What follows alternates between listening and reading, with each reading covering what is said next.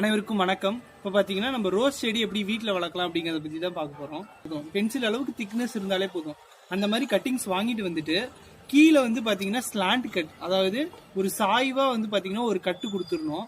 இந்த இடத்துல பார்த்தீங்கன்னா கருப்பாவாதபடி பார்த்துக்கோங்க. நல்லா நட்டு வைக்கிறப்ப இந்த இடத்துல ஒயிட்டாக இருக்கிற மாதிரி பார்த்துக்கோங்க. நல்லா கட் பண்ணிட்டு லைட்டாக தோல் சீவி விட்டுட்டு இந்த மாதிரி கத்தால இல்லாட்டி நம்ம வீட்டுல தேன் இருந்தா அதை கூட ஆட் பண்ணிக்கலாம். இதெல்லாம் எதுக்கு ஆட் பண்றோம் அப்படின்னா பேர் வந்து அழுகி போகாம இருக்கிறதுக்கு, சீக்கிரமா பூஞ்சா வந்து தாக்காம இருக்கிறதுக்காக இந்த மாதிரி நம்ம வந்து பண்றோம். இந்த மாதிரி கத்தாலையை லைட்டா வந்து இது பண்ணிக்கலாம்.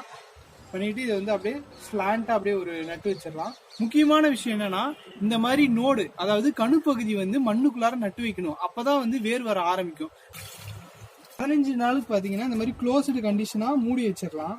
இந்த மாதிரி உங்ககிட்ட டப்பா இருந்துச்சுனாலும் மூடி வச்சுக்கோங்க. இல்லை அப்படின்னா ஒரு கவர் எடுத்து, பிளாஸ்டிக் கவர் எடுத்து இந்த மாதிரி மூடி வச்சுக்கோங்க. அப்படி மூடி வச்சாதான் நம்மளுக்கு வந்து பாத்தீங்கன்னா ஈரப்பதம் எப்பயுமே